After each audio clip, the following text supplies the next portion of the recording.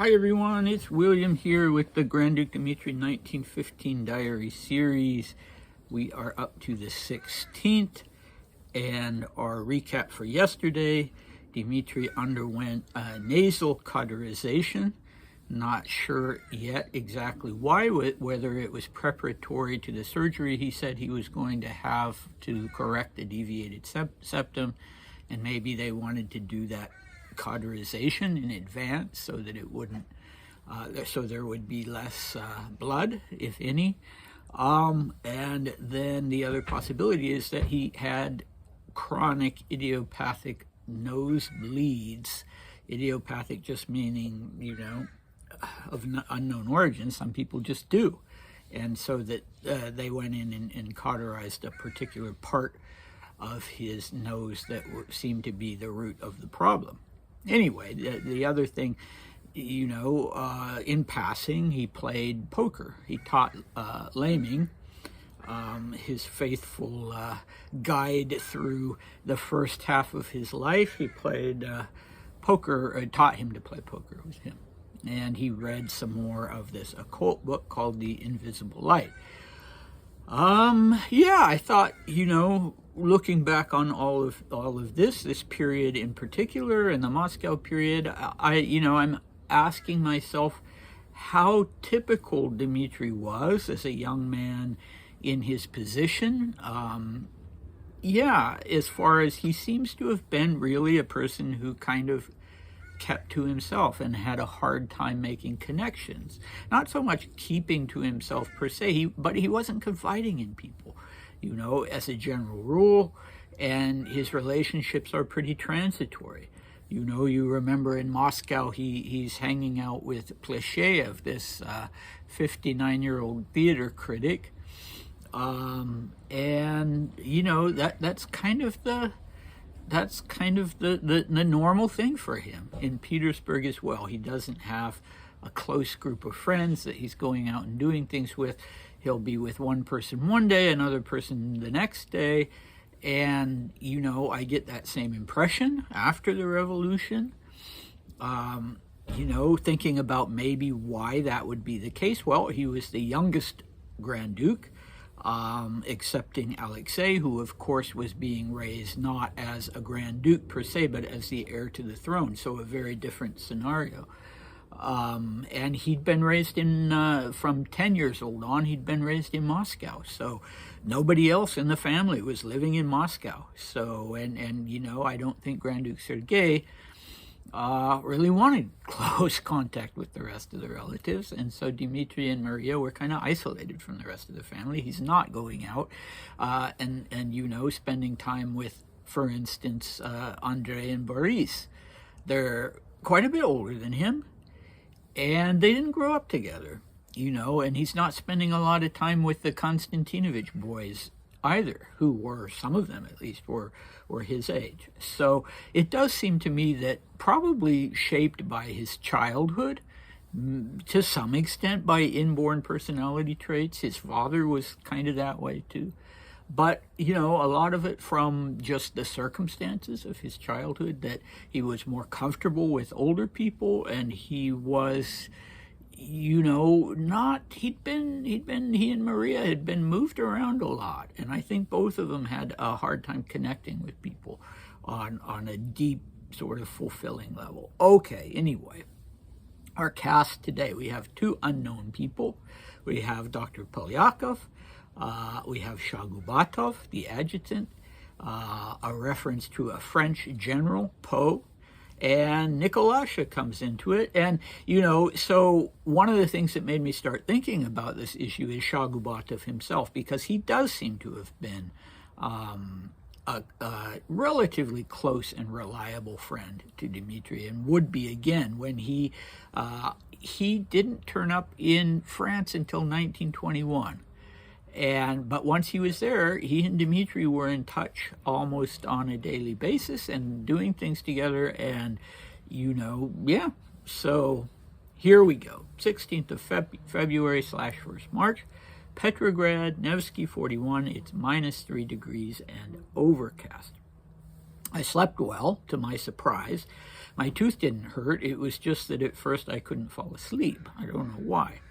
My nose was better in the morning, but the cauterization left the impression of a severe runny nose, leakage and inflammation. I had coffee in bed. Polyakov came around 1 o'clock and found that things are going quite normally and well. I lunched alone, then read Invisible Light until 4 o'clock. I had tea alone, then turned my attention to my nose, smeared it, inhaled, etc. Around 5 o'clock, 2 people came to see me. Madame Derfelden, who is elderly, and Wolf. They stayed rather long. Around 7 o'clock, Shagubatov showed up out of the blue. He just returned today from France and now wants to rejoin the regiment. He had a lot of interesting things to say about the French army. He arrived with General Poe, arrived back in Russia, I will interject, who is bringing French decorations for Nikolasha and the command staff. It was interesting to hear what he saw and how he traveled. I spent the evening at the club. So a gray area for me is whether Shagubatov is still Dmitri's adjutant, but we'll talk about that a little later. So the nasal cauterization, from what I could see online, the aftercare for that in 1915 is about the same as the aftercare is for it now. It doesn't seem like it's a procedure that has changed very much. You know, it's a simple thing. So, you know, Dmitri refers to inhaling something and applying some kind of, he uses the word maslo, which is like oil. You can also use it for butter. So some kind of thing that he, you know, smeared, as he says. Madame Derfelden and Wolf. Derfelden certainly is a name that is in some ways connected to Dmitri because his stepsister, Marianne, in her second marriage would marry a Derfelden. What was his name? Christopher, I think. And I don't know if she was married to him at that time, but the Derfeldens would have this connection with the Grand Duke Paul and his wife through their stepdaughter/daughter, Marianne. And this is an older woman, and Dmitri calls her elderly. But he doesn't explain what the connection is. He speaks of her respectfully as Madame Derfelden, instead of just using her surname or something like that, but he doesn't, you know, he doesn't give her first name. He's not on those kind of terms with her. Now, who Wolf is, whether this is a male or a female, I don't know. I have no idea. Could be a Jewish person, maybe not. Dmitri was not anti-Semitic. He'll make the occasional, you know, by modern terms, offensive statement, but he was not like his uncle. Well, he would have called him uncle. Well, yeah, he was his uncle because he was married to his aunt, Grand Duke Georgy Mikhailovich, who was really, really anti-Semitic and was complaining about Jews in Russia all the time. No, Dmitri was not like that. Anyway, we don't know anything about them beyond that. The Derfeldens, what can you say without a first name? Wolf, impossible to track a person. That's like having the surname Smith, isn't it? Okay. Yeah. There was also, okay, maybe this is the link, because Derfelden was also there was a Derfelden who was an officer in the Horse Guards. So maybe that was the link. As you can see, the officers in the various guards regiments tended to, you know, be connected to each other it was a pretty tight-knit grouping in these regiments. They spent a lot of time together, they saw each other socially, and in this instance, even a family member, if this is indeed a mother or an aunt or something of that other, the Horse Guards Derfelden. Okay. Finally, Shagubatov, I found out a little bit about him. He's such an important figure in the 1921 diaries. And he kind of more or less disappears after that, after 1921. And I gather now that he maybe immigrated he'd been in France, but maybe went to Germany. I don't know. Never been able to find anything about him. You know, one of those people like Rosalia Termini, Dmitri's girlfriend at Chatzalp, that I've never been able to track down. But finally, I mean, it's worth checking over and over and over again. It's tedious, but it's worth it, because finally today on the Russian web I found not his age, but his name, Stepan Konstantinovich Shagubatov, the fact that he was in the Guards Uhlans regiment. And that confuses me. I mean, I'm glad to know that detail, but it confuses me, because why would Dmitri have been given an adjutant from another regiment? Maybe this was, I mean, he was only a captain. So in his own regiment, I guess that makes sense. In his own regiment, he didn't have an adjutant. But as a Grand Duke, rather than a captain in the cavalry, he did have an adjutant. He didn't as of the age of 16, as we know from his diaries there, but at some point Shagubatov was assigned to him, and I used a photo of him and some of his fellow Uhlans as the picture going along with this diary entry, this video.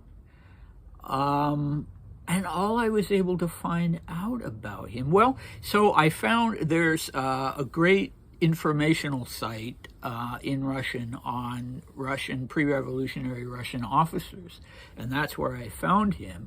And there they refer to him as Dmitri's permanent adjutant. So I think, yeah, that was probably the case.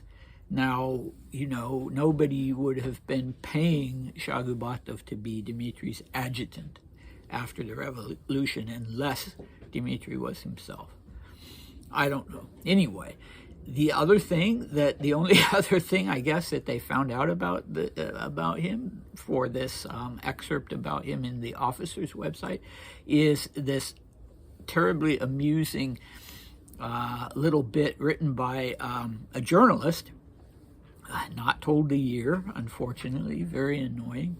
And he so the journalist went to Germany, to a famous movie studio in Berlin, to talk to Russian emigres. And the Russian emigres were very deeply involved in the early days of cinema. I mean, not the early days of cinema, but yeah, everything that came after the revolution. It was a way for aristocratic Russians to do things, mainly behind the scenes. I can't think of any who turned into famous actors, but there were a lot of them who got involved. Two of the most favorite are Alexander Golitsyn and Dmitri Tyumkin. Dmitri Tyumkin was a composer who worked on films, and Alexander Golitsyn did also something relatively important. He wasn't a director, art director maybe. Anyway, there were tons of, it's kind of like the U.S. greatly benefited during the 1930s and 1940s from the influx of Jewish refugees into Hollywood. People who were very, very, very talented filmmakers, directors, cinematographers, actors and actresses.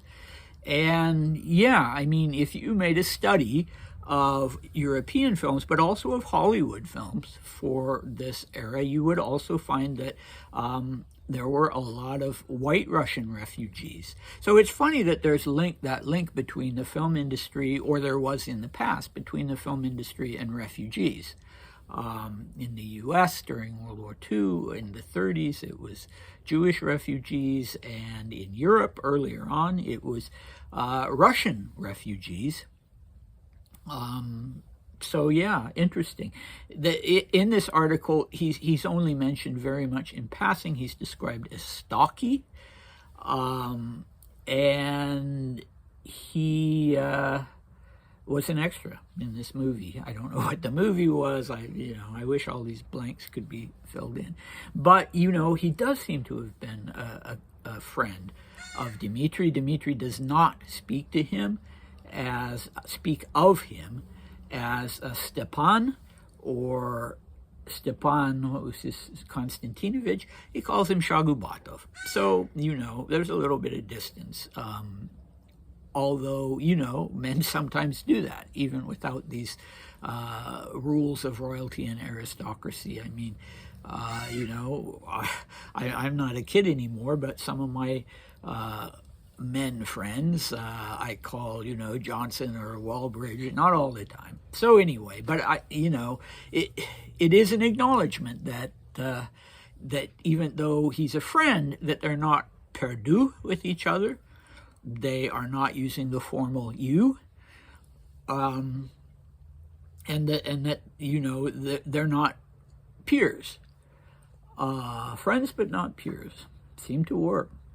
All right. So another thing that confuses me a little is if Shagubatov was indeed Dmitri's permanent adjutant, as seems to have been the case, why was he doing other things? So right now he's eager to get back to his Uhlans regiment, and he's just gotten back from this clearly official trip to France where he accompanied General Paul Poe.